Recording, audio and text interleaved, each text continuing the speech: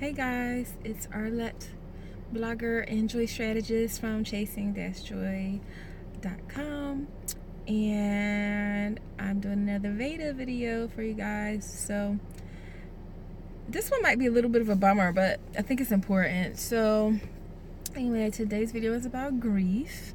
So anyone who's new to my channel, you should know that I lost my mom about 15 months ago, so a little bit over a year, not quite a year and a half. And I lost my dad almost 8 years ago. It'll be 8 years this month. So I know quite a bit about grief and how to try and be happy even though you're still grieving, and why that's okay and whatnot. So occasionally I want to share things related to my own experience handling the loss and dealing with the grief. Sorry if you hear noise in the background. Obviously I'm in the car and it's like 90 degrees, so I have the air conditioning running, but hopefully this will be a short video. So for those who don't know, I own my home. It is a duplex, and for many years I shared it with my parents and then my mom. They rented from me. They lived downstairs. It was a great situation because it gave them a nice place to stay that was less stressful than the previous situation. And I had a tenant that I trust, a little extra income for me, and we got along great, so it all worked out. That's obviously not for everyone. So since my mom has passed away, I've been living in the house as a single family home because actually since before my mom passed away, we had kind of transitioned it to single family. We were sharing a lot of spaces because I plan to get pregnant. I've been on my trying to conceive journey. So hopefully you watched my video that I posted yesterday where I'm getting ready for frozen embryo transfer, so you can check that out. I'll post a link in the comments. But when I decided to try and have a baby, we started living in a shared space, but she still had a bedroom on the first floor. So since she's passed away, I've been trying to kind of reclaim those spaces that were hers as mine. And it is challenging. It is challenging. My mom lived with me for over 10 years. So, it's taking a while. It's taken a while. So yesterday was kind of a big deal because I painted my dining room, which used to be her bedroom, the way that the floor was set up. I painted it, and that's part of me kind of reclaiming the space, and just going to be my dining room / my Chasing Joy office. So I painted it green because if you visit my site, which I hope you will, my site's colors are like green and white and pink, and that's going to be a lot of the colors in that room because I really want it to be like a happy workspace, and I like to tie it to the blog. So I felt really good about it. If you watch my Instagram stories, which I hope you are, I did stories throughout showing the progress, and I felt good when I went to bed. And then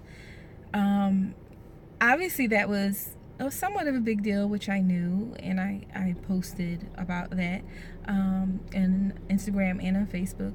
But apparently it was even more of a big deal than I thought, because I had this dream last night that led me to wake up sobbing over missing my mom, like crying like it was just a few weeks ago. Back to that kind of feeling. And the dream itself wasn't bad, but it was just so real. So I dreamt that I was on my porch. I have an enclosed porch with my dad and my mom, so that's odd because they both have passed. And I was talking to my mom, and I could actually touch her. And I normally can't touch my parents when I dream about them, but it was like I was holding her hand, and it felt so real. I don't want to cry now in the video. But it felt so real, and I was talking to her, and then at one point my dad was sitting there with us, and I said to him, like, do you see her? And he's like, yeah. And then my mom says something like, I don't remember exactly what she said. I don't know if she said, well, do you think I'm a ghost, or you think I'm not real, something like that. Something kind of, you know, my mom was a little bit sarcastic and witty, so something that came out kind of sarcastic. And I said, no, I don't think that. And I said to my dad, like, I just want to make sure that I'm not crazy, that I'm not hallucinating, kind of. And then my dad was like, I think you should come with me. And then he was going to lead me out of the room. And I was like, no, I don't want to go, because I knew if I went with him out of the room, when I came back, she would be gone. So in the dream, I started crying, and I was like, no, I don't want to go. I don't want to go. And I woke up and I was still crying. And so it was like sad. But I thought it was important to share, because it's been over a year, and a lot of times people want to put like an expiration date on grief, and there is none. It's different for everyone. And so I just want to share that, because anyone who's had a big loss, like a parent, or, you know, another level, and God forbid a child, I can't even fathom that. But any kind of big loss that you might be grieving, it might not even be a person. Like, even with me trying to get pregnant, you know, this is my plan B, trying to get pregnant as like a solo project by myself using a sperm donor, because I always imagined a traditional family getting married and having a baby that way. But my biological clock is ticking, and my Mr. Joy Chaser hasn't arrived, and so I'm pursuing this as my plan B. And there was even a grieving process with that, with like having this vision for how I thought my life was going to go, and realizing that it might not go that way, that it's going to look different. And there's grieving involved there. There's, you know, you might have grief over a lost relationship, anything. But I just wanted to share that, like, there's no cap, there's no expiration date on grief. And while, you know, you might reach a point where most days you're fine, don't be surprised if it sneaks up on you, like in a dream. Or sometimes when I'm driving, I'll drive past places that'll just remind me of my mom. And I have to like catch my breath, you know, because it's still new. I mean, it's over a year, but it's still new. But anyway, I know it's kind of sad. I hate if I do videos and I end up crying. But I think it's important, because, I mean, loss is a part of life. And unfortunately, the natural order of things is that our parents would pass away before us.